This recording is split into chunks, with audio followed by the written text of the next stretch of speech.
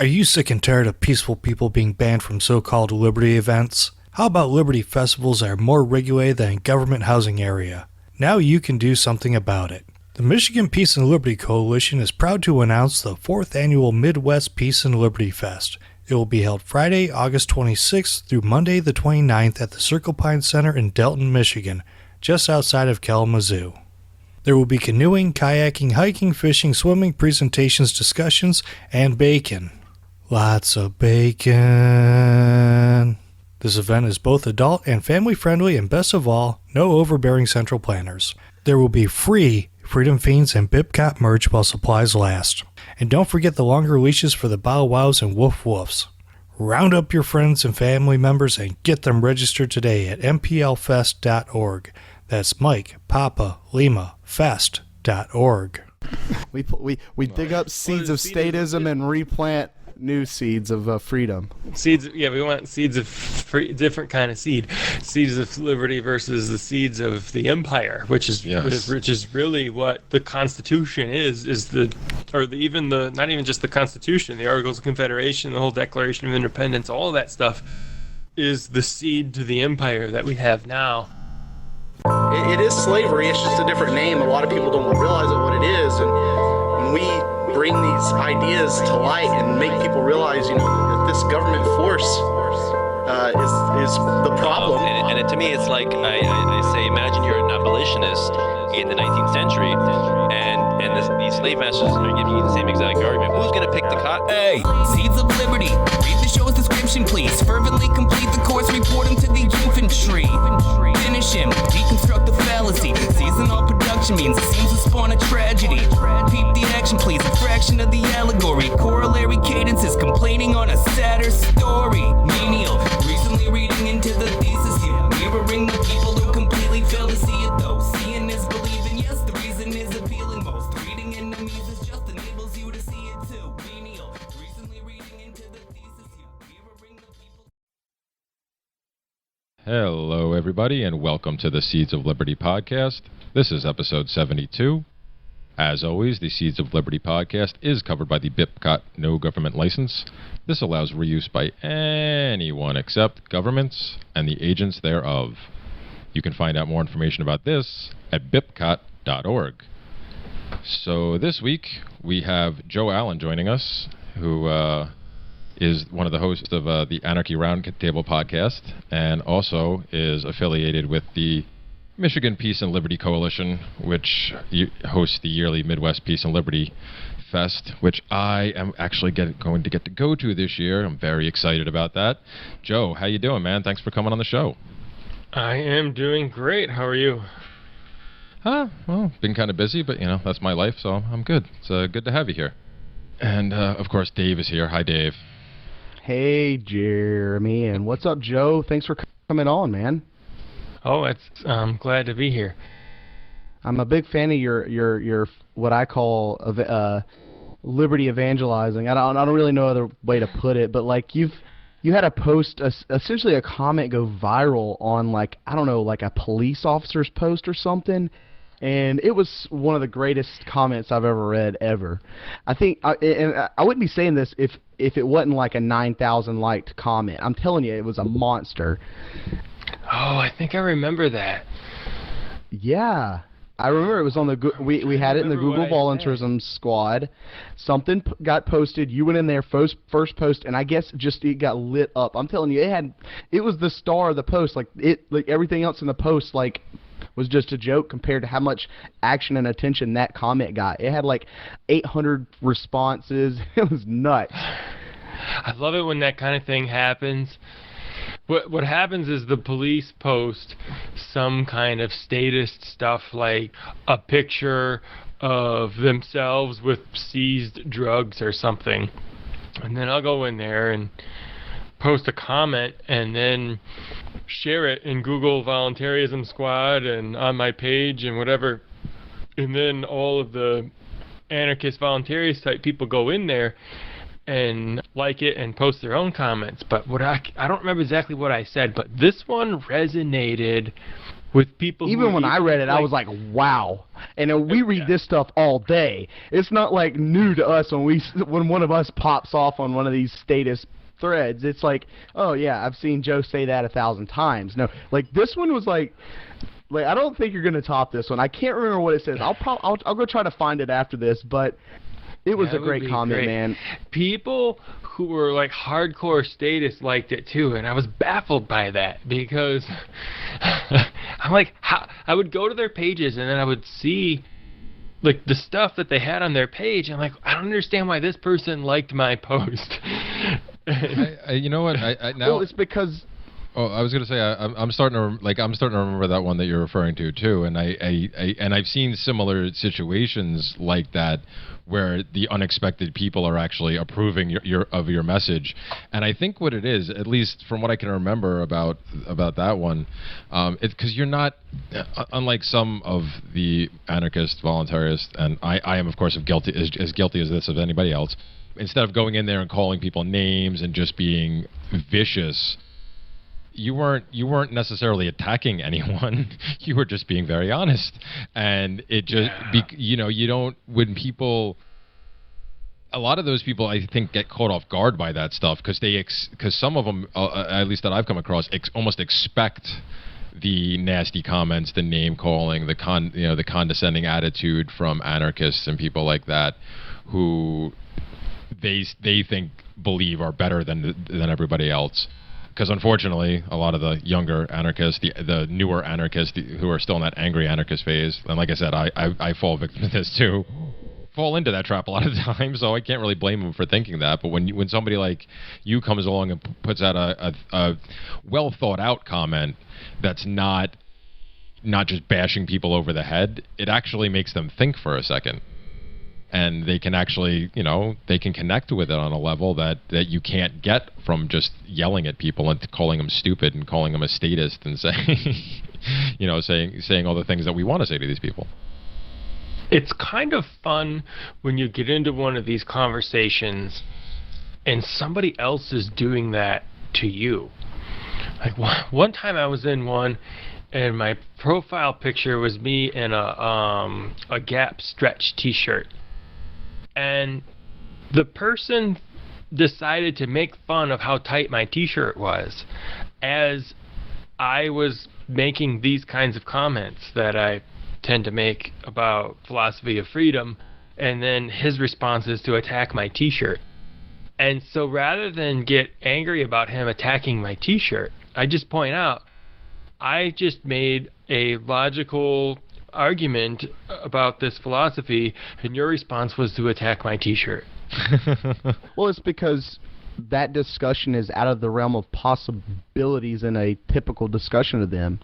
I mean, it's like it's like you're like speaking a different language, so their only response is, well, yeah, your shirt looks stupid.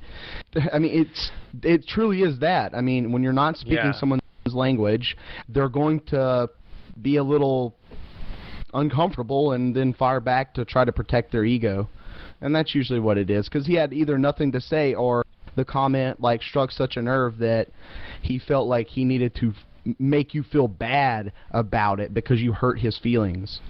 Yeah, it was exactly that. What you should have responded was like, oh shit, I'll go burn that shirt real quick if you want me to. Do you think I should go burn it? A lot of people try to avoid these conversations, but I feel like these conversations help me to improve my own knowledge of the topic of freedom, because people in between comments about my T-shirt occasionally will bring up points that make me think, and if I find myself getting frustrated, which feels a lot like anger in these conversations, usually it's because somebody is challenging me in a way that I don't feel like I have a perfectly confident way of addressing, though I am perfectly confident that they're completely wrong. And so then I have an emotional response rather than an intellectual response, and I have to vent that away from the screen and Sometimes then I come you can back. get stuck. I understand what you're saying here. Yeah, and then I come back and try to write something better. And sometimes I don't always have the best thing to write. And going through that experience over and over and over again allows me to become more and more articulate as it goes on. Mm-hmm. And then it's reflected elsewhere when I'm writing blog posts, if I happen to be doing that, or when I'm having discussions like this, or I'm on Anarchy Roundtable and there's 4 of us going at each other, and I have often repeated many of these things over and over again and developed these ideas very well so that they flow off of my tongue in a way that they didn't 3 years ago. Well, sure. That if you're serious about stuff, that's how you get better at this. that's how you get better at being able to express your ideas, is by having to do so and running into challenges. And it's funny, like I agree with you. There's a lot of the garbage you got to wade through, but every once in a while you will run into things that a challenge or a criticism that you haven't quite dealt with yet. That makes you think and go, okay, well, now how do I deal with this? And I also think that, and I think I've said this on the show before, but I think the other great aspect of actually taking the time to have these conversations, which of course it requires a certain level of patience, which I don't always have, but when I do, I think it's valuable for me to try, because the best part for me, at least, is that a lot of these conversations that I have, even if the people that I'm interacting with at the end, they haven't changed their mind at all, or they're even more convinced, the backfire effect sets in, and they've now convinced themselves even more that my arguments are, even though they haven't actually defeated my arguments, they've just kind of pushed them to the side and ignored them and said, oh no, this can't be possible at all. So they're even more resolute when it's over. I'm still just as happy, because it's usually the other people that are either involved in the conversation or just reading along that it actually has an impact on. Because I've been messaged numerous times over the past few years by people who have told me that they saw me in some group, some discussion, some thread somewhere, and on the times when I actually was patient and I didn't resort to the name calling, and I didn't resort to just, because sometimes I'll try, and once it's obvious that the person is just going to be an idiot about it, I'll sink to their level and play back for a while, which unfortunately, as I've learned recently, technically actually falls into the category of virtue signaling, so I really should stop doing that. Yeah, that's why I did what I talked about when I point out I'm over here talking about philosophy and discussing ideas, and you're calling me an idiot. You could just point that out, or you even have to point it out sometimes. You could just continue to do that, and then it's apparent for other people who are reading. And you talked about people writing you as because they were lurkers, essentially reading your stuff in other people's posts. Amanda Rockwitz came out about a month ago or something with a great post on Facebook about how she was a lurker. And she was a lurker because people were posting stuff about freedom and she didn't have an answer to it. And instead of reacting emotionally and attacking, she was silent. She didn't say anything, but she kept reading. And then eventually it sank in, and then she became an anarchist. And now, we all know who she is because of that. Yeah. Well, everyone's different, they're subjectively experiencing, things as they come, just like everyone else. And everyone has a different way of doing things, and some people, they don't have that fortitude, or whatever you want to call it, to pronounce publicly, hey, I reject this huge cult that you all believe in. And it's tough. It can be tough. It's just, think about leaving an Amish village, and trying to go to the, what I'm saying, like, it's kind of the same thing. So when you're talking about this stuff, you're talking about rejecting an entire lifestyle, an entire worldview that you had in your entire life. It's very challenging. And for a lot of people, you end up leaving people behind. I know I have. Yep. Oh, yeah. Well, I did that. I've lost a lot of people over the years. Unfortunately, a lot of it at the beginning was definitely all on me because I was I went through that angry anarchist phase. Dave remembers me back then. I was very hot.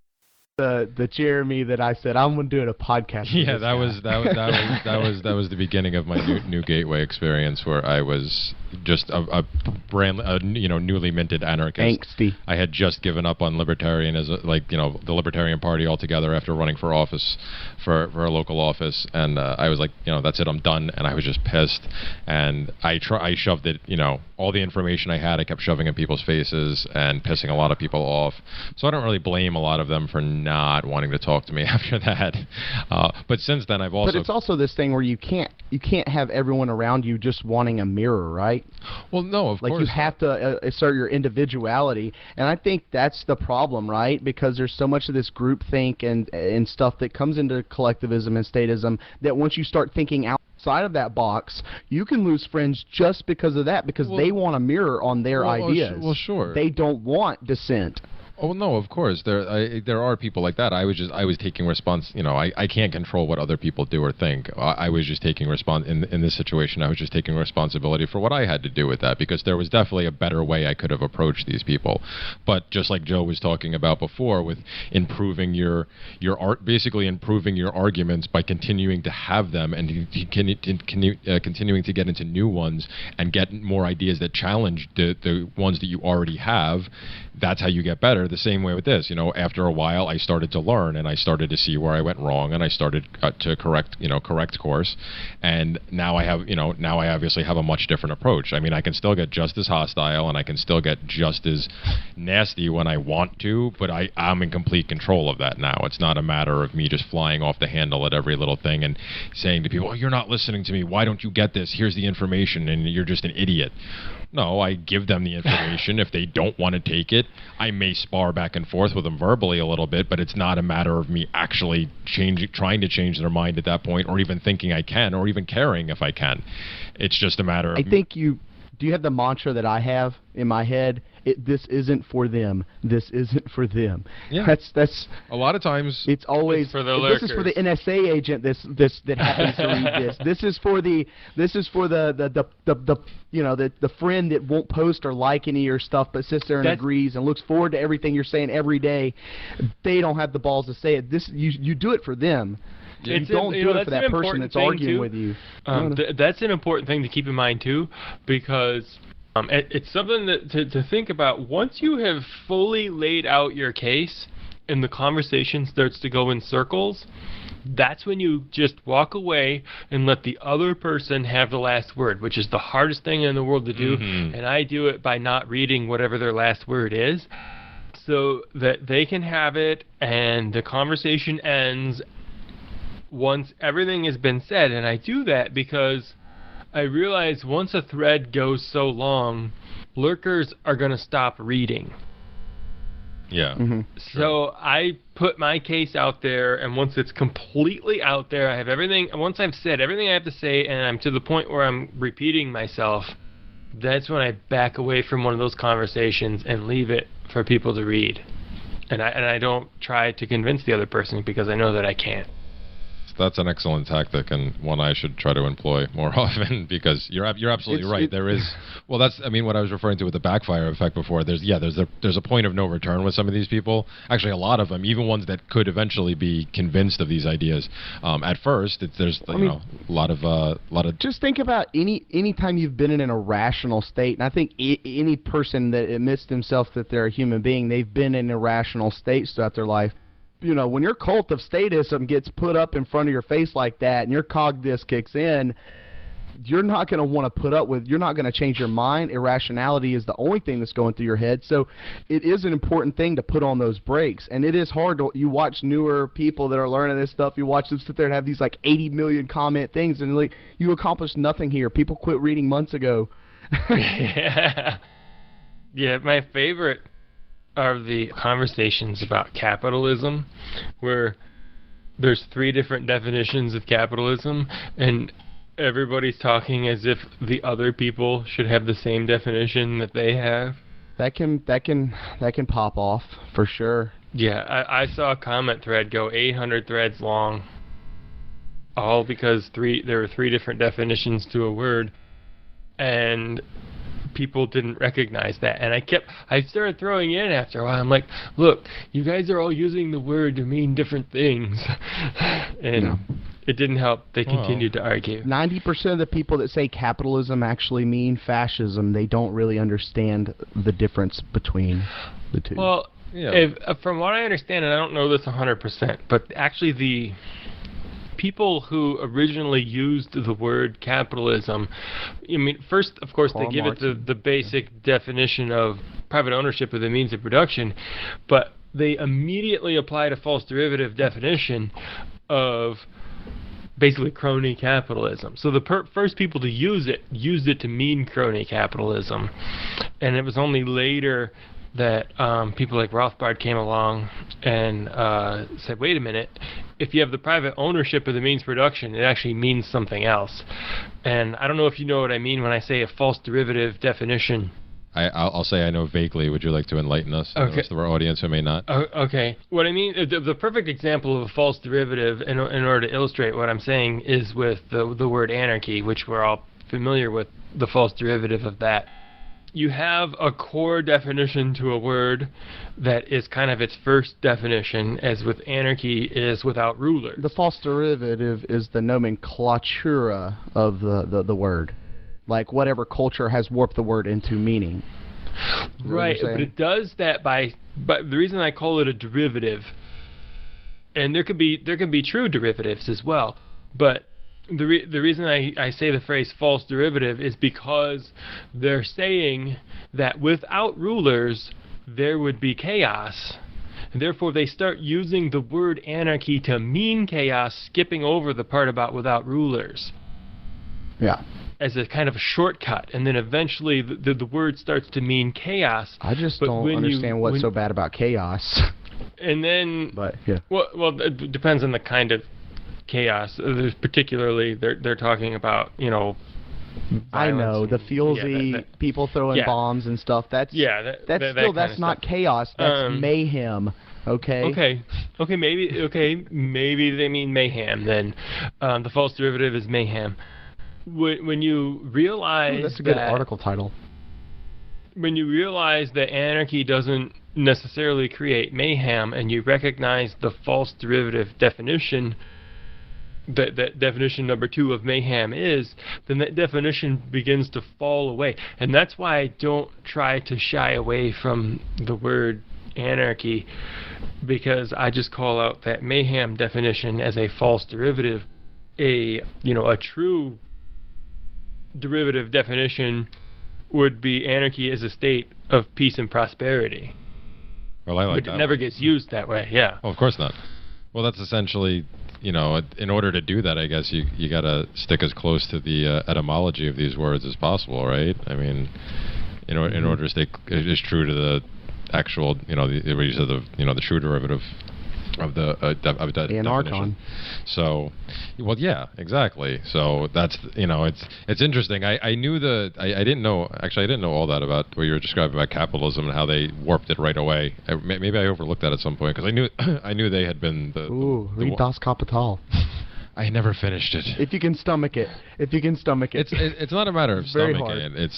It would just a convoluted mess. Yeah, but it would be. It can be very difficult to read works in which you disagree. I use Audible, and I started listening to Howard Zinn's A People's History of the United States, and it starts out beautifully. Especially the first chapter is awesome, by the way. It's 20 minutes long. And you can read it for free if you Google it. And it's all about Christopher Columbus. And it's just an amazing account of what actually happened when Christopher Columbus landed in America. But as I continued to listen to the book, Howard Zinn's socialist ideology crept into the book. And I do want to finish it, but I had to just, about halfway in, I had to quit listening to it and step away from it for a while, because it is very difficult to listen to 16 hours then I gotta prove of material that Well, you feel is wrong. well, no, I understand that. That's what I was saying. That's what happened to me. I got about almost halfway through Das Kapital before I got frustrated. I got kind of frustrated in the same way that you're describing, and was like, I need to take a break from this. And then I just never got. I started reading other stuff and never got back to it. I mean, I tried to at the beginning. I think I've told this story before. I actually scared the piss out of my my ex-mother-in-law. One day when she came to the house and she found a stack of books that had just been delivered for me, and in between some like economics books and stuff like that was the Communist Manifesto, Rules for Radicals, and Das Kapital. And if you want to see how they see the world, literally read Das Kapital, read Rules for Radicals, and then Catcher in the Rye. And boom, you got it. One of my browser tabs that I have open right now so that I won't forget is an article by Jeffrey Tucker. And the article is called Why You Should Watch This Nazi Propaganda Film. And it is The Triumph of Will is the film that he wants you to watch. You can pay for it to get a higher quality, or it's free on YouTube. And I haven't done it yet. That's why it's still open in my browser tab, the article. But I do intend to watch this film at some point. It's a propaganda film by the Nazis. Well, sure, that stuff can be. Well, I mean, Dave kind of alluded to before. That's how you learn about your quote unquote enemies. You have to get inside. In order to get inside their heads, you have to get inside their ideas. You have to try to understand what they're thinking, why they're thinking these things. So you do that. I mean, I haven't watched that one. I only think that's a couple hour one from what I remember about it, if it's even that long. I went one further than that. I actually took the time a couple of years ago, basically because some guy was being such an a-hole about refusing to watch anything that could be considered propaganda from somebody from another angle, because he already knew what it was going to say and it wasn't worth his time. And I was trying to explain to him basically what we're talking about here, that it's important, if you really want to understand these things, if you really want to claim to know what you're talking about, if you actually really want to know what you're talking about, well, then you can't just take other people's opinions for everything. It helps for you to get as close to first-hand experience with it as you can. And there's a high-class parrot, or exactly what you're talking about. Exactly. So there's this one. It's like 12, 14 hours maybe. I know exactly what you're talking about. Yeah, the greatest story never told. Whoa! Like, you want to talk about Nazi propaganda? It's really intense. However, not only does it give you insights into why the most ardent supporters of the Nazi Party were that way and why they believed what they believed, because what they were being told and what they were being shown, but it also gives a very interesting picture of the other government thugs in the other countries and what they were up to. You start to see your own government in other people's propaganda. And that's kind of what people get from 1984. That's why we have so many 1984 quotes. It's fictitious propaganda throughout that book. We've always been at war with terror. Yeah. No, we've always been at war with drugs, Dave. What are you talking about?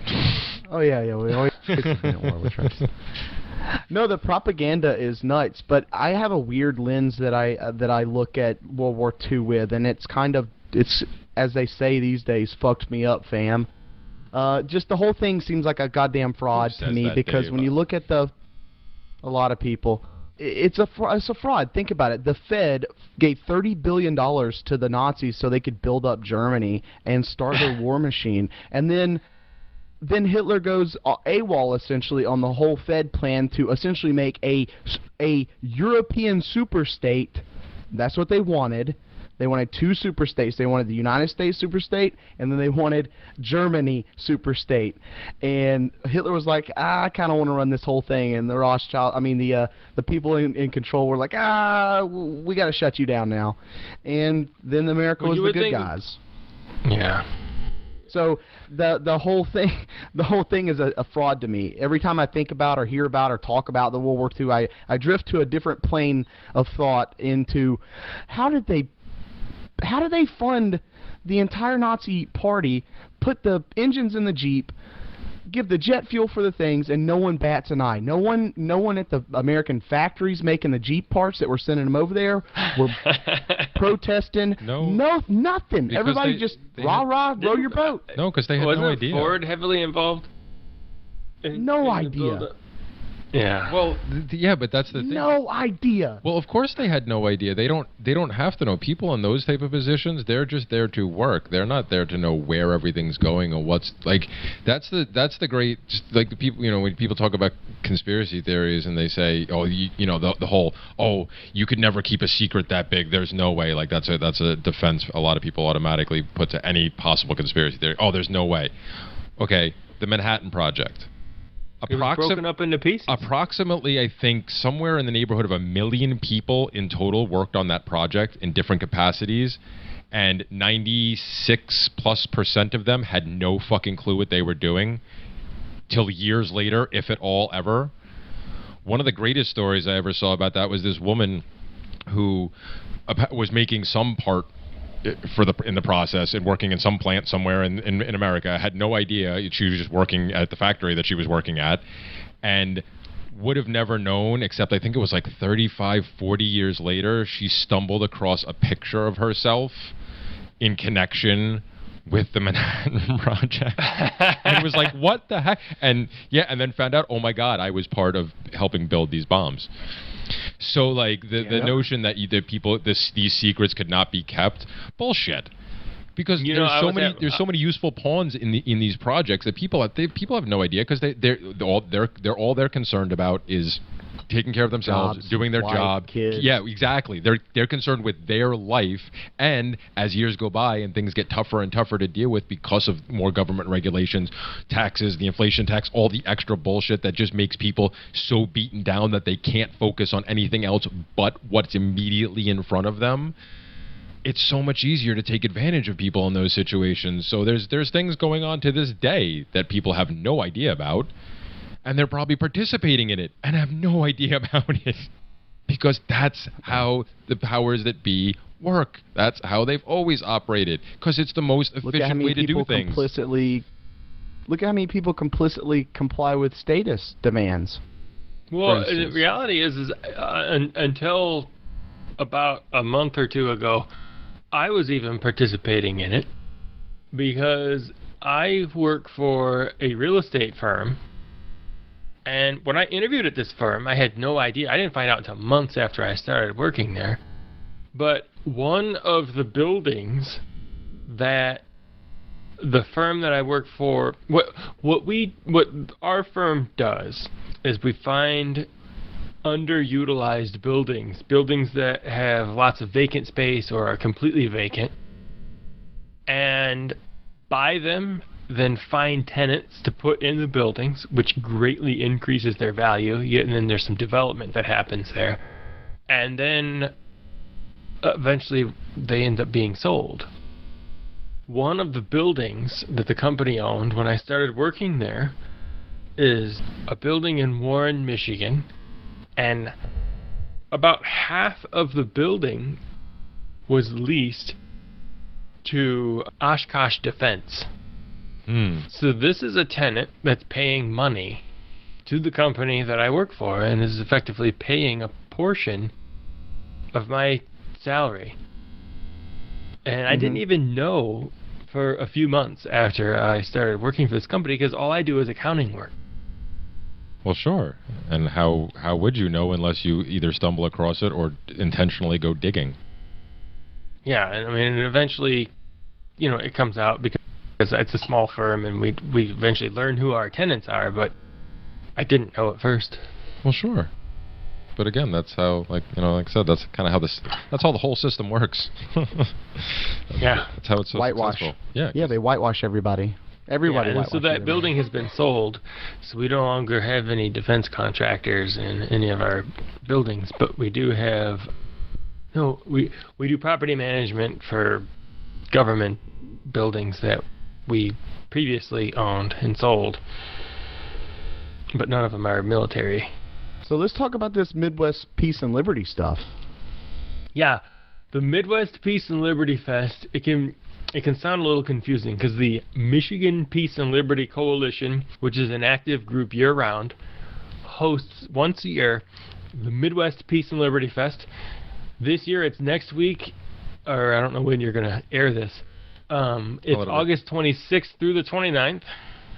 We have 123 RSVPs on Facebook, and historically that's been a pretty good predictor of how many people are going to come.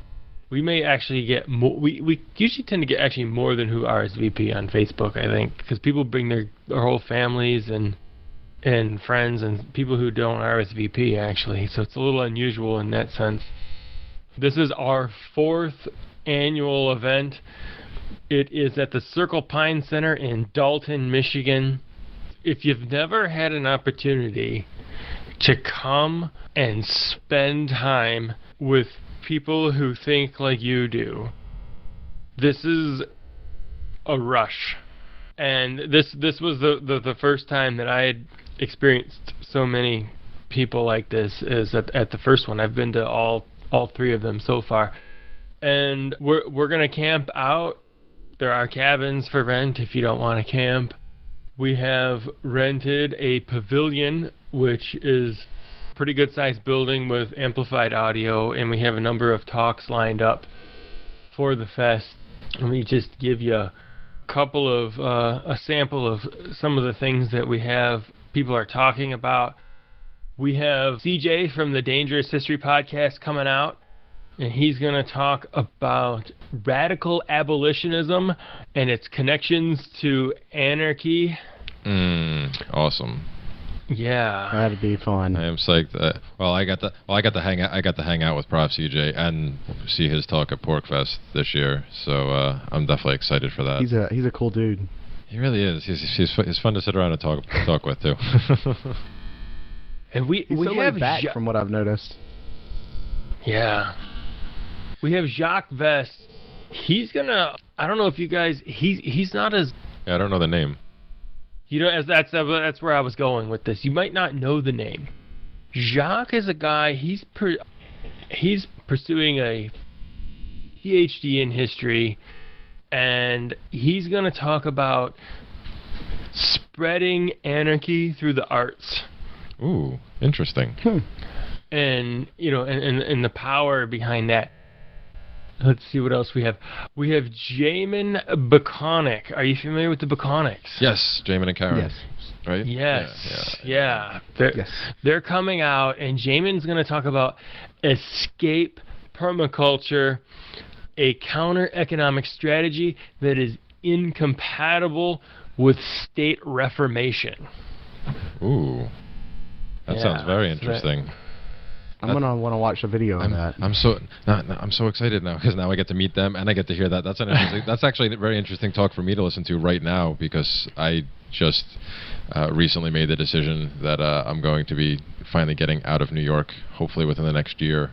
And did you see that New York is rated as the least free state? Oh, I could have told people that before. When people used to complain about California, I'm like, listen, folks, come live with me for a little while and then talk about New Jersey not worse than New York though? It's worse in some levels, but it's still better on others, and it's just overall New York is just horrible. Anyway, I'm hopefully getting out of here in the next year or so, and I'm actually going to be shifting to a farm somewhere, possibly in the Ohio region. I don't know yet, but that talk's going to be very important for me to listen to too. Cool, man. I'm so psyched that I get to go now. Too. Yeah. A couple of other things we've got. We have an anarchy ball happening Saturday night. Mark and Kate Wood are going to do their wedding vows before the ball starts, and we have. Who's that? Lou Feen's going to be there, right? Lou Feen will be there. He is going to teach people how to do some fly fishing, and he's going to do another event for the Free Rangers, which is a decentralized group of kind of an alternative to the more statist Boy Scouts. Yeah, Eagle Scouts, Boy Scouts. to teach people about survival skills, outdoor living, that kind of stuff. And he's going to do improvised fire starting, and he's also going to start a cooking fire to show the difference between a campfire and a cooking fire. And I believe he was going to be cooking bacon over this fire. Well, of course Lou's going to be cooking bacon. That's all Lou cooks. Yeah. Actually, that's not true, Lou. That's not true. Lou did cook for me. He did cook things other than bacon, but there's always lots of bacon, and it's delicious and lovely, and I love it. Yeah, it's like a garnish for him. He's like, here's a soup, and there's some bacon on the side just for your, just for your mouth. It'd be the other way around. Here's some bacon with little soup on the side. Soup. Yeah. I don't see Lou serving soup. You want some bacon and any other sides to go with that bacon, or you just want the bacon? Yeah, and we have Ben Lopez is going to talk about psychedelics for the masses, how MDMA made him a better person. So that's interesting. Nice. Ooh, that'll be interesting. That'll be really cool. And there's a bunch more. I don't want to list them all off. Is Joe going to be speaking there? I am not going to be speaking, but we are doing 3 Anarchy Roundtables with a live audience, which we've never done before. Prof. CJ is going to, or he doesn't go by Prof anymore. He's trying to drop the Prof. CJ is going to be on one. We're going to have Shane Radcliffe on one of them. Mm-hmm. And Randy England is going to be on one of the Anarchy Roundtables. That's right. Yes, I finally get to meet Randy, too. Yeah, a lot of the Fiends are going to be coming out to the Midwest Peace and Liberty Fest this year. I know, I'm one of them. I'm actually, who's coming? Yeah, Lou, Diana, Randy, myself. I don't know who else is going. Anybody else going? I thought it was just the 4 of us, because I don't... Oh, okay. For some reason, I thought there was more than usual, and I think there's usually at least 3. I know a couple of the Seeds of Liberty... I don't know what we call each other. It seems like there's a tight-knit group in there. But I know Dan and a few other are going. A few other people. I know a bunch of people. That are going, and for me, it's exciting because there's a few people that I did not get a chance, that ended up not going to Porkfest, who were originally supposed to go, that I didn't get a chance to meet up there in person. That I'm finally going to get a chance to meet, and it sounds like a lot of fun. Yeah. And a little bit, let me just talk a little bit about the venue. Sure. Circle Pines is a summer camp. It's not a campground. We've rented a pretty big chunk of it. It's a 309-acre camp. And there is a lake. There's a lot of forest. And there's some trails to walk on. The lake is probably almost half a mile from where we are. You can't drive down there. You can walk down there, but it is downhill a lot. But it's a really nice lake to swim in. There's a platform you can jump off of or play King of the Platform on. There's a sauna down by the lake, and people go down there at night and do the naked lake sauna thing, if that's something that you're into.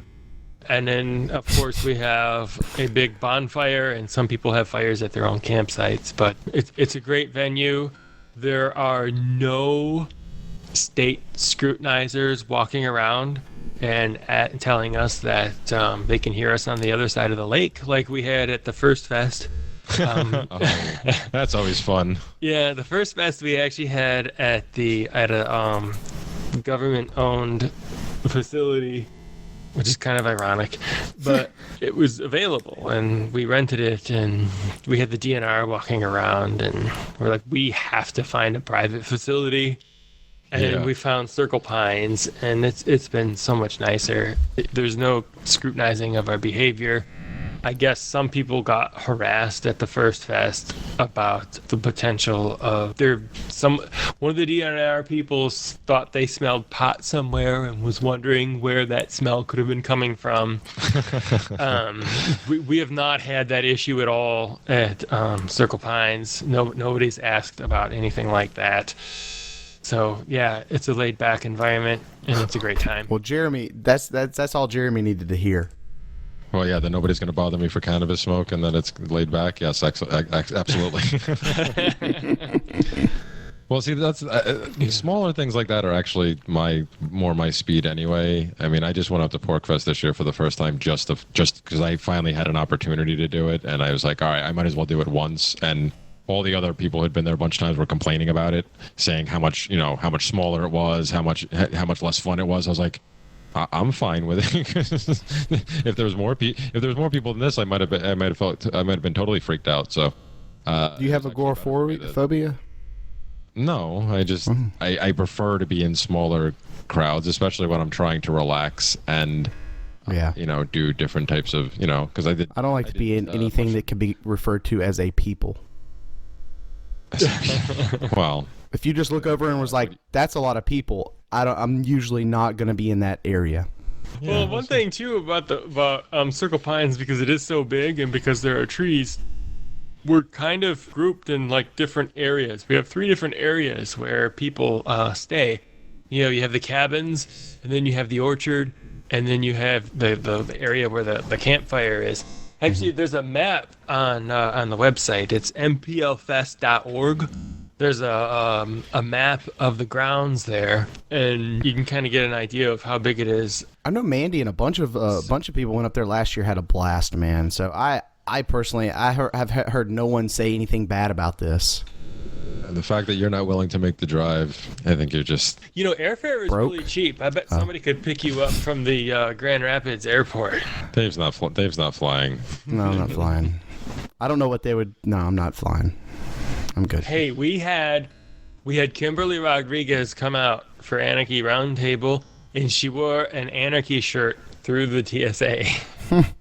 Nice. Yeah, they were probably thinking it was some like punk rock T-shirt. Yeah, that's the thing. They probably didn't understand. Yeah, it's like I went to go. I went to meet with a new client the other night to take care of their dogs while they were away, and when I went in, I was just wearing what I normally wear, and I was introduced to their daughter, who's like a New York City cop, and I'm standing there wearing like a Lysander Spooner shirt that's talking about slaves and all this stuff. And they didn't say anything. They just look at me because again, they're kind of confused. They're like, I don't know what this means, because they're not used to dealing with stuff like that. But yeah, I don't know. The no masters, no slaves one? No, actually, it was the no man is you're no less a slave just because you vote for a master once in a term of 4 years. That's the first anarchy quote or at least U.S. Constitution vote or quote I'd ever seen, and I was like, holy shit, he's right.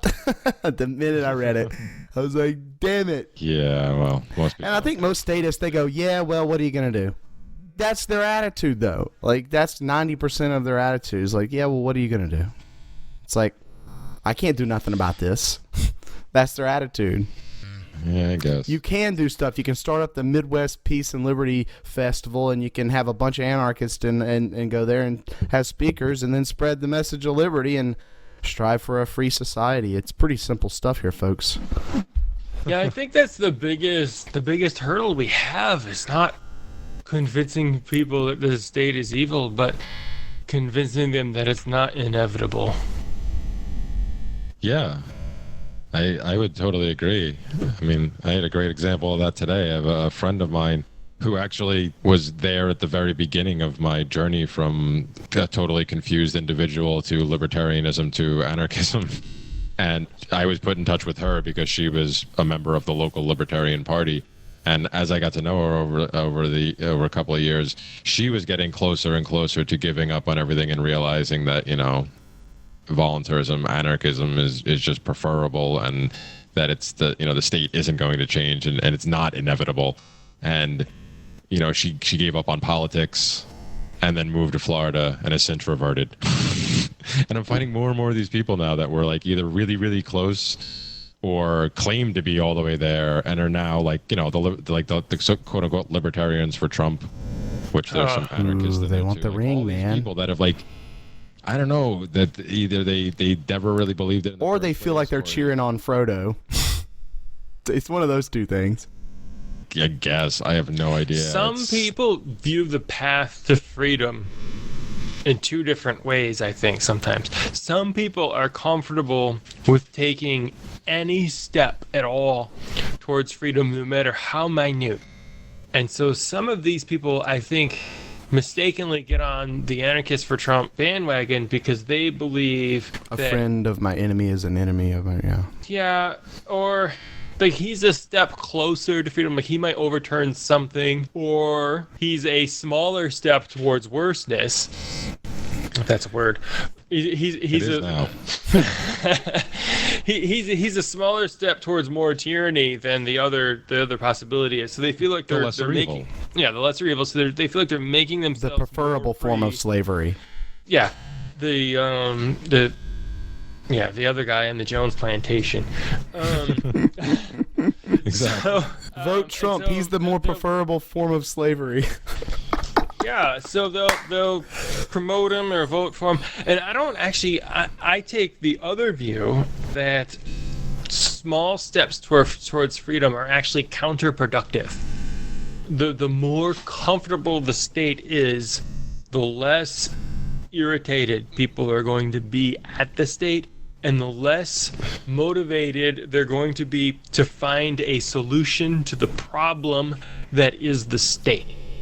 Oh, yeah. And If everything was hunky-dory, I don't think anybody would be batting an eye right now, you know? Yeah, if we took the state back to, if you took the federal government back to 4% of the GDP like it was when it started, we wouldn't be having this conversation right now. No. We would all be pretty And it would blind be- flag wavers, Yeah. probably.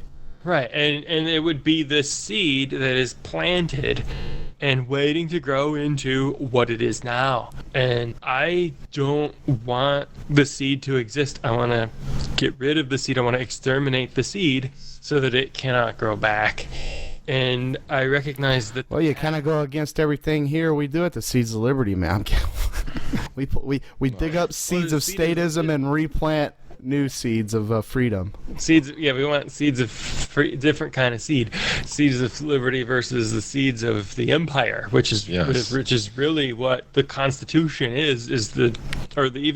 even just the Constitution, the Articles of Confederation, the whole Declaration of Independence, all of that stuff is the seed to the empire that we have now. You know, it went from 4% of GDP to, I'm not sure exactly what it is now, because I know if you combine it with the state, 120, 130. Yeah, it was 120. It was 120 last year. I'm talking about the annual spending of it. The 4% is a federal number. The 38 to 40% is today's combined number, but it also doesn't include things like Obamacare, which is government spending in a sense without having to tax you first. So it's hard to say what the percentage is, but it's obviously looms large in our life. And the larger it gets, the easier it gets to wake people up, because people are searching for answers. And Larkin Rose has talked about this, that he's been doing this since the 1980s. And in the 1980s, he used to have to convince people that there was a problem before he could tell them what the solution to the problem was. Today, we don't have to do that anymore. Everyone knows there's a problem. Yeah, you're right. Well, yeah. It's funny what you were saying about basically saying that you think incrementalism is counterproductive. I've actually made that same argument for a while. Well, the end of that argument, but for basically this, it's kind of similar reasons, that any victory you may have, if you're somebody who's going to insist on trying to use the political means just to get any reprieve or get something lowered, get something removed, even though every time that happens, it's only done because like 10 other things are put in its place. Every part of the government is run like that, where when one thing is allowed to be removed that is actually going to affect, quote unquote, their bottom line, well, they'll just figure out ways to add 10 more things that'll just replace that people won't notice for a while. So I've always said that any victories that you have in the political arena, especially for people who claim to be anarchists but still think that there's some way you can make progress, even however small, through those means, what you're actually doing is giving false hope to the people that you most think that you need and can convert.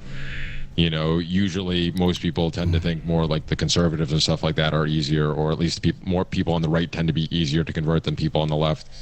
You end up giving those people false hope and saying, oh, look, we got what we wanted by using the political process. So all we have to do is do it again, and we'll keep getting what we want. Yeah, so it's that's crazy. what for me. That's why I've said for a while now that I think incrementalism is actually basically counterproductive. It's most people just look at me when I say that. It's fine. Well, Yeah. not only is it counterproductive, Jeremy, but there's no other way to put it other than you're just kicking the can of slavery down the timeline of humanity for future generations instead of being sacking up and stopping this. Yeah, Caesar did this. Caesar rolled back the welfare state. And what happened how many 100 years later? Yeah. The welfare state overtook Rome. I don't know if you've ever heard or listened or read Leonard Reed's The Fall of Rome and Modern Parallels. It's an excellent talk that he did. Stefan Molyneux actually read it on his show. It's some of Stefan Molyneux's greatest work is reading Leonard Reed's speech.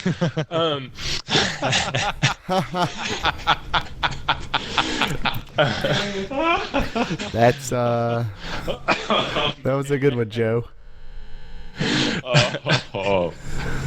Thank you for that. Perfectly.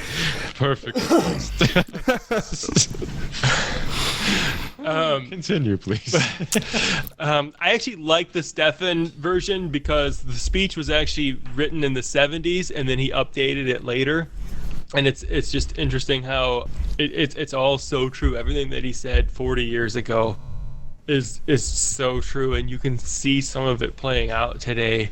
And basically, it starts out with penning up pig.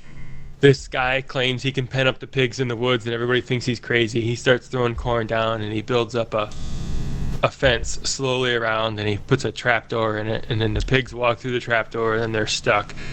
Basically, it's a story of dependence and how the welfare state makes people dependent upon it, and then eventually you have more people paying in or more people collecting and paying in, and the whole system comes crashing down. And he gets into some actual history of Rome and talks about how that happened to them, and it's very similar to the history of the United States.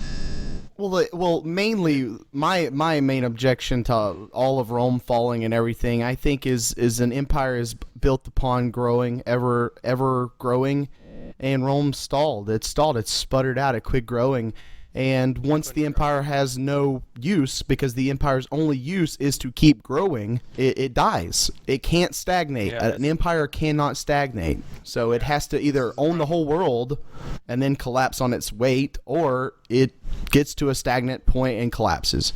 So hopefully we can stop the empire cycle in humanity.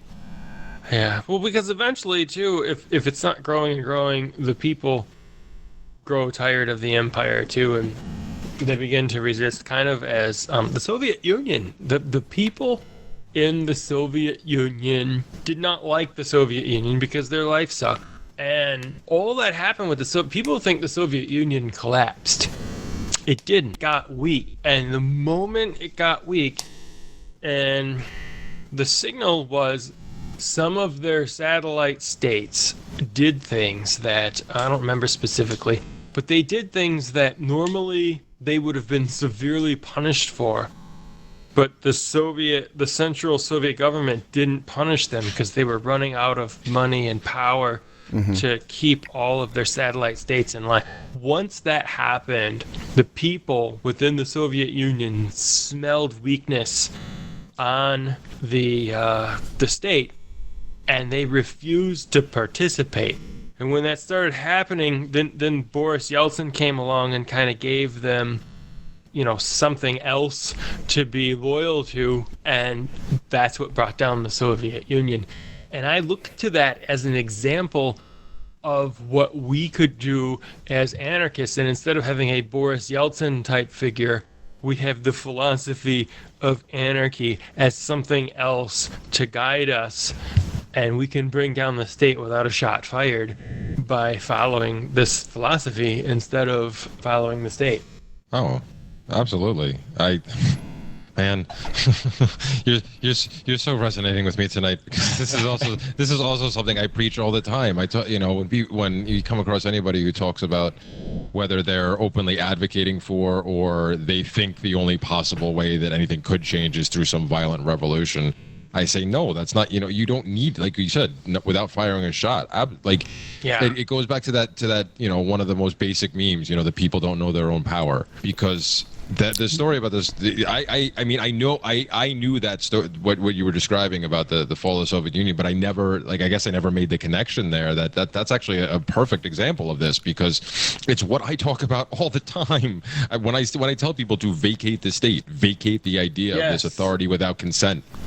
And you don't have to run away. You don't have to fight it. Just say no. Drop the BS. Stop giving your consent, because it will, in my opinion, and I've said this loudly and as often as I possibly can, wherever I possibly can. Talking about examples from the past, especially with this, usually rings home with the the constitutionalist crowd and the Tea Parties and all that stuff. Look back to the American Revolution. Look how it started. Only 3%. 3%. That's what that number means when people talk about the 3%ers. That's what it meant. Was that only 3% of the population was actually ready and willing to take on the British and saying, "Fuck this stuff, we're done with this." And how did they end up turning the tide where more people? Was it like, did they convince everybody of this whole freedom thing? No. They didn't need to, because the critical mass is never as big as most people think it needs to be.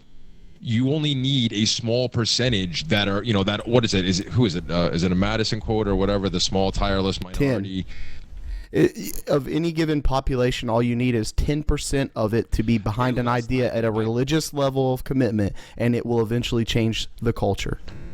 I said 10. That's the study. And I've actually come across a lot of people to fight a war. I don't know, but to change culture, you have to have 10% usually. No, not even to fight a war. I used to throw that 10% number out all the time, and I was told by a lot of people that I'm actually being very conservative with that. And then I started to use the I started to look at the American Revolution and try to make the parallels there, where I think it would. I really think in any given population, all you need is 5 to 7%. I mean, 10 if you want to be conservative, but I think you really only need 5 to 7% of any given population simply saying no to whatever it is, whatever victimless crime law, whatever bullshit tax, whatever the hell, just saying no. If that many people do it, there isn't much they can do. Look at what happened with Rich Paul in New Hampshire with his smoke downs. Are you familiar with that?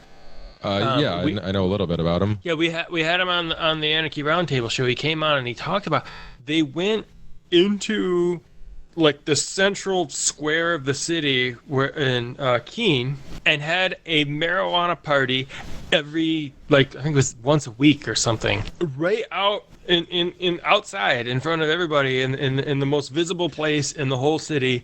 They had a party where they drank and they smoked in front of everybody to see. And at first people got arrested, and he spent a lot of time in jail. Not a lot of time, but like a pretty significant amount of time. And eventually the government gave up and quit trying to arrest these people, because what can they do when they're there every week? Well, exactly. That's the whole point, and I really wish, so many people just seem to think this is an impossible thing to do. It's like, no, there you go, another great example. All that needs to be done.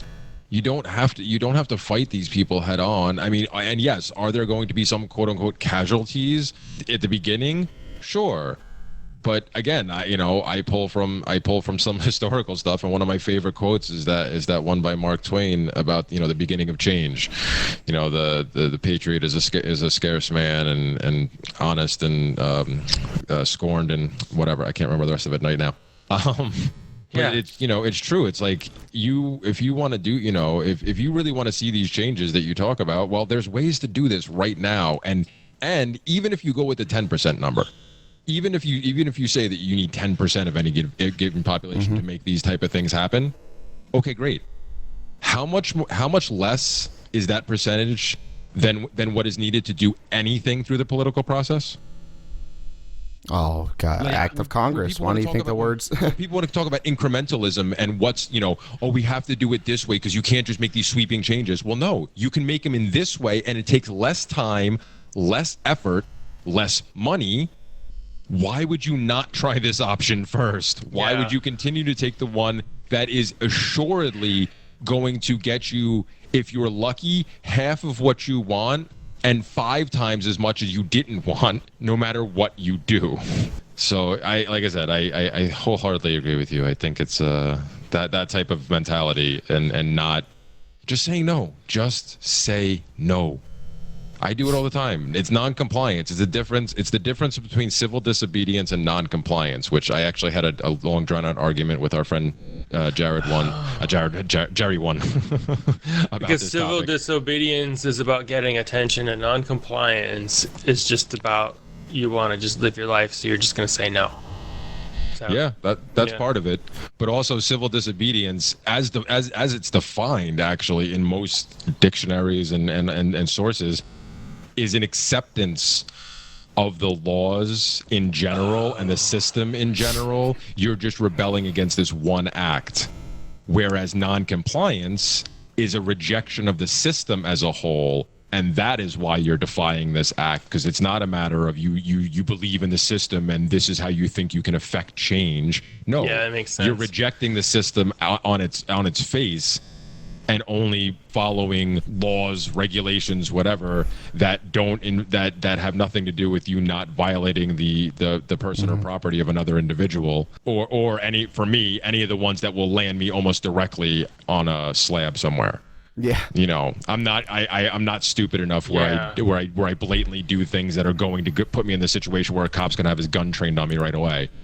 You know, we talked about incrementalism, and we talked about, in incrementalism for people, that's their desire to have a taste of a little bit more freedom and comfort now, because they feel like the ultimate freedom is further off into the future. And, that is something I can empathize with. I believe it has to get worse before it can get better, but who wants to live in an environment that's worse? There is, with this technological revolution that's happening all around us right now, there is something that everyone can do today to start making their own life more free. Even if it doesn't make all of society more free, you can at least make yourself more free. And I learned this actually from Jeff Berwick, and I know people have different opinions of him, but you can learn from all kinds of people. What I learned is a strategy, and the strategy is you put your income, you put your citizenship, and you put your body in at least 3 different places.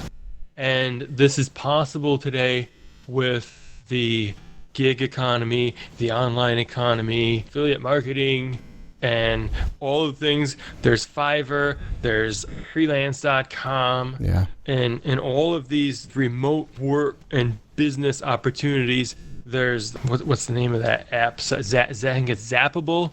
You can make apps in a really fast way, and then you could sell them to mom and pop shops who know nothing about making apps. People talk about how the economy is really business is really centralized now, and you have to work for other people. This is completely reversing right now at a rapid fire pace, where everybody can hang out their own shingle again. No longer do you have to go and work for General Motors for 40 years and in order to make a decent life for yourself. Anybody with enough motivation and a desire to learn, and I'm not even going to say skills, I'm just going to say desire to learn, because the skills are out there and easier to get now than any time in human history, with YouTube and all of these cheap, you want to learn how to do something, just go check it out. Yeah, and some of them you have to pay for. I've paid for them. If you pay, you'll get a higher quality, more comprehensive product. And actually, one of the things that I paid for was the service that Tom Woods was selling. Well, he had a guest on his show and he believes really strongly in this. This is why he has these kind of guests. And it was a service to help me build a website for affiliate marketing. I've been at this for 4 months now. And the website has been up for about, I want to say 3 months. And it's a blog called Rational Preparedness. I write prepping kind of stuff. and I've done reviews of like generators, and I did a story yesterday about the flood of 2014, this rain that came to the Metro Detroit area. It rained 6 inches in one day and flooded out the freeways and things, and people got trapped in their cars. I write about this stuff, and then I post affiliate links to products that can help people to prepare for these kinds of things. And I've actually made a little bit of money in the first 3 months of the blog, which is pretty impressive for any business. It's not a significant amount of money at all, but the fact that I've been able to earn anything, where I've done stuff on the web before and have never earned any money ever. Well, except for one time I put a store online. But this to me is part of my path to freedom, in that it will free me from, if it's successful, it will free me from having to punch a clock or take a salary with anybody in particular. It will free me geographically, so that I'm no longer tied economically to any place on earth. Like right now I live in Michigan, and living in Michigan has been really hard since the Great Recession started. It's starting to get a little better now for people. There's somewhat recovered, but no place fully recovered. And like, I had family members who left Michigan. They went from Michigan to Colorado. They took the same job, and they went from $12 an hour to $24 an hour doing the same thing. But when you do that, then you're exposed to higher real estate prices, so then you don't get to completely capture that. If your income and your location are not tied to each other, then you have the freedom to live where life is less expensive. Like, you don't even have to live in the United States. You could go to Mexico or Peru or someplace, and you don't have to deal with the added expense of prosperous places. And when you go somewhere else, but when you separate your body, your income, and your citizenship, you can legally get around being so extorted by the governments of the world. And by doing it legally, that means it's less risky. Not that I'm necessarily saying legal is the only way to do it, but it's better maybe for you. And there's so much freedom that can be found by separating those three things. I've thought about all that stuff. It makes sense. Unfortunately for me, with my situation with my kids, freeing myself from being in one location is kind of a problem. So that's why. Well, you could offshore your income. This could be your location, and then you could potentially end up with a citizenship somewhere else, and then this could be your third location, maybe. Yeah, possibly. Or you could at least get 2 of the 3 legs of the stool, and that could improve yourself. For example, because you do this show, if you could find a online way to earn your income, you have an offshore company in the Cayman Islands or something, and earn offshore income, and that's a way to get yourself some financial freedom, at least.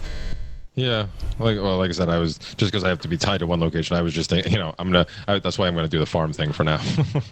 That's where I'm headed, so I can. I'll still be able to do most things without having to deal with government too much, especially because the animals I'm gonna have, for the large part, I don't have to. They're not regulated by the FDA. So nice.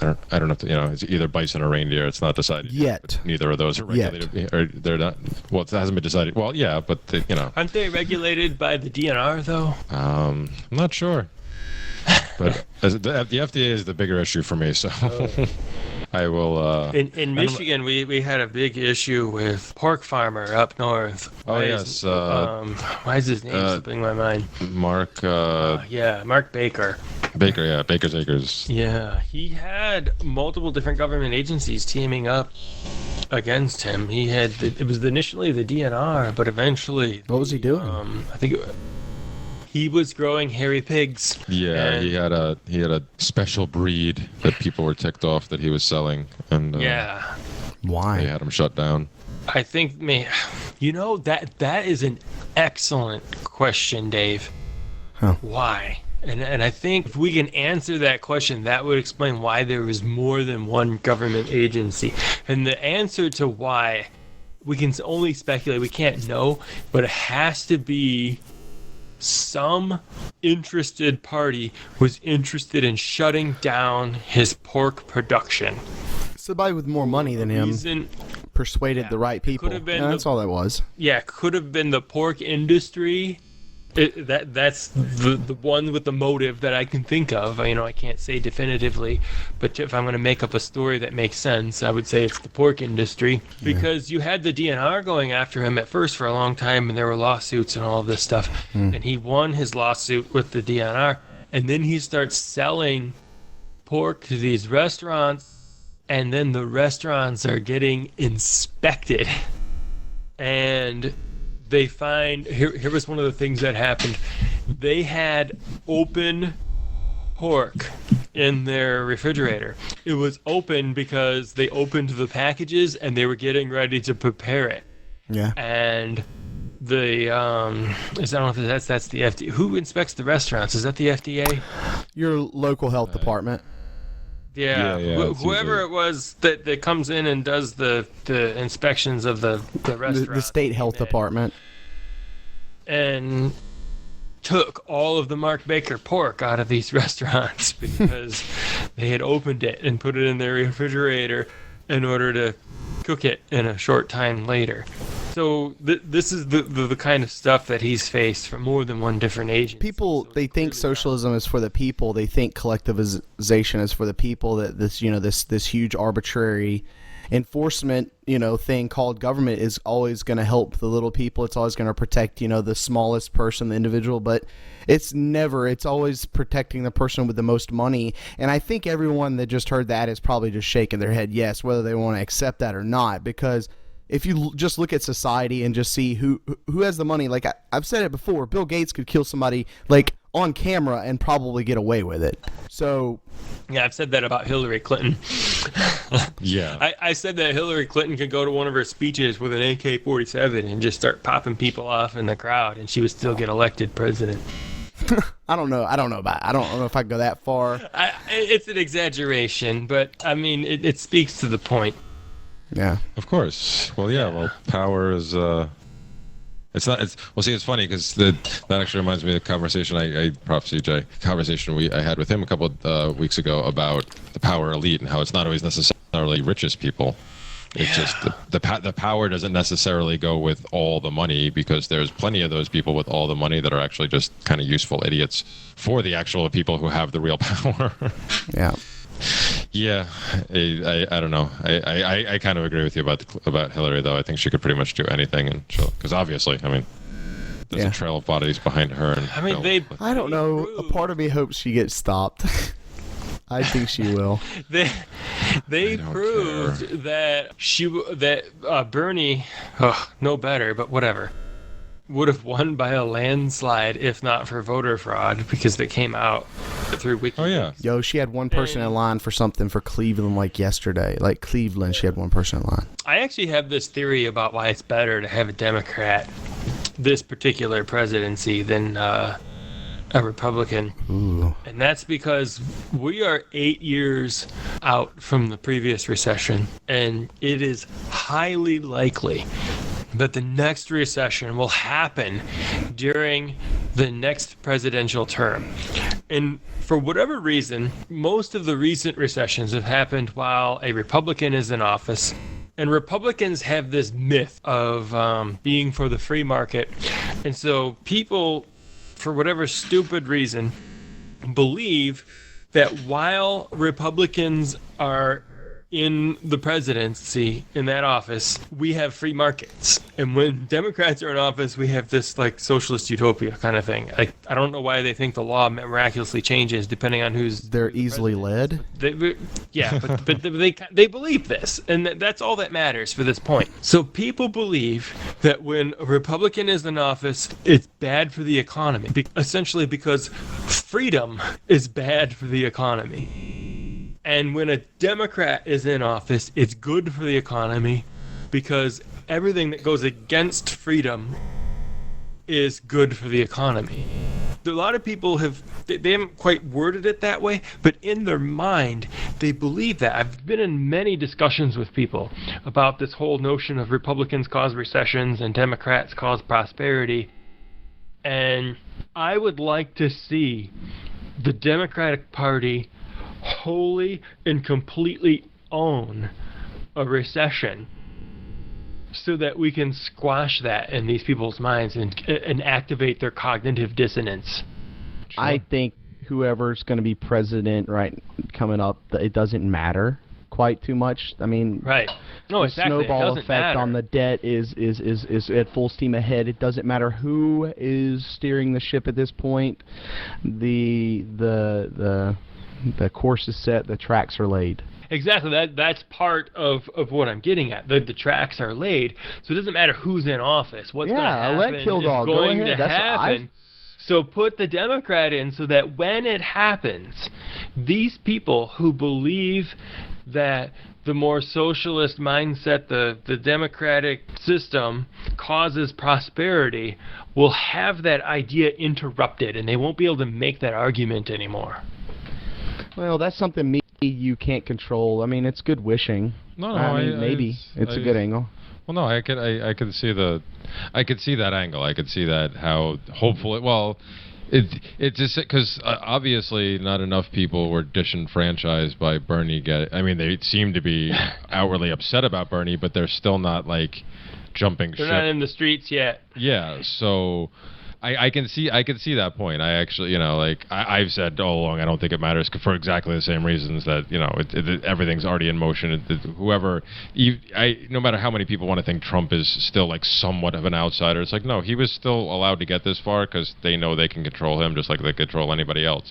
That's whoever. Election's rigged, Jeremy. You gotta vote for Trump. I was just gonna say whoever the candidates end up being, it's because the people that are really in charge with the candidates, they don't really care which one wins because they know that they can use either one of them to do whatever. I read a lot of conspiracy theories, and I hear a lot of stuff on why Trump's in this election and why he's winning and stuff. But I think this is just one of those things where the powers to be have pushed the gas pedal a little too hard. They take 4 steps forward and they don't mind going 2 steps back. So I could see definitely them allowing Trump to win just so they don't lose the whole shebang. You see what I'm saying? Because you got to think of it as like a amorphous blob. You punch one side of it, it just expands on the other side. That's kind of how we're starting to get into stuff that we can't possibly know. Yeah. So maybe before we go any further down a rabbit hole that really has no that really has no end tonight. Maybe we should get wrapping up anyway. Well, I was going to say, before we get going, though, Joe, I really appreciate you coming on. This was a great conversation, and I want to give you a chance to, give any last words and plug again whatever you feel like plugging, sir. Okay, well, I think it's also been a great time to be on the show. This has been a marvelously deep discussion. The things that I plugged, of course, the Midwest Peace and Liberty Fest, August 26th through the 29th. It's going to be a great time. Come on out. RationalPreparedness.com. Check that out for all of your prepping needs. And also, even if you're not that interested in prepping, check out the website because it's an affiliate marketing website. And if you're interested in finding freedom through an income source online, that's an example of a website that has made some money. You can look at that for that.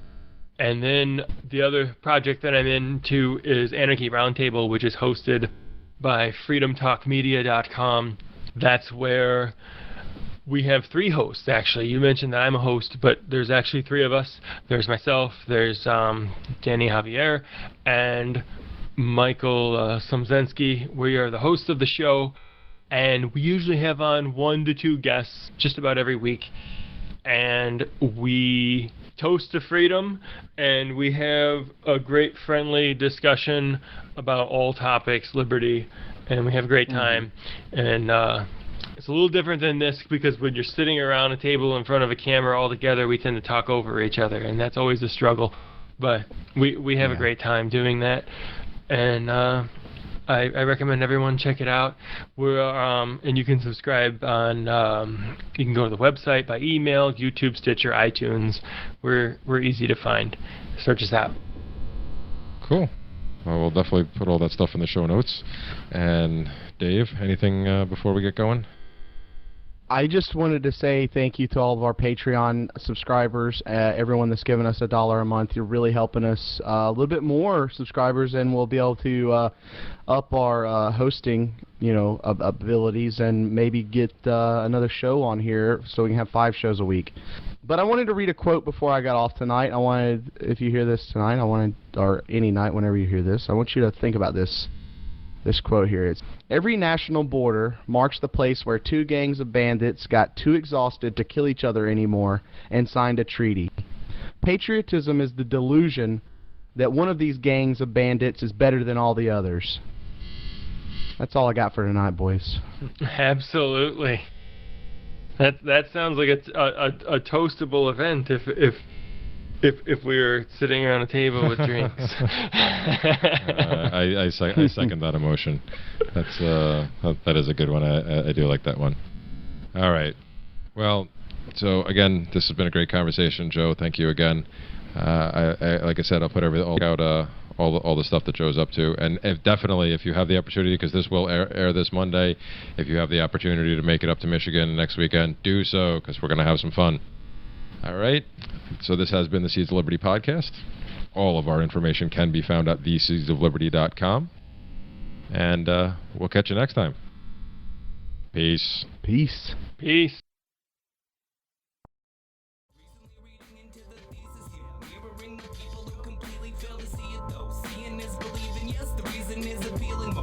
Enemies is just enables you to see it too. Menial, recently reading into the thesis, yeah. Mirroring the people who completely fail to see it though. Seeing is believing, yes, the reason is appealing most. Reading enemies is just enables you to see it too. Now that you put it that way, I have the answer to that question. It's projection. That's what it is. It's not a cop-out to call us utopians. They're actually projecting their own self-hatred onto us.